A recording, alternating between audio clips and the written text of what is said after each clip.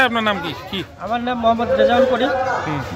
বিশ্বনবী হযরত মুহাম্মদ মুস্তাফা সাল্লাল্লাহু আলাইহি সাল্লামের 1445 হিজরি জন্মদিবস উপলক্ষে আজকে মেকলিগঞ্জ ব্লক জুড়ে যে একটা কর্মসূচি, সেই কর্মসূচিতে আমরা অংশগ্রহণ করেছি।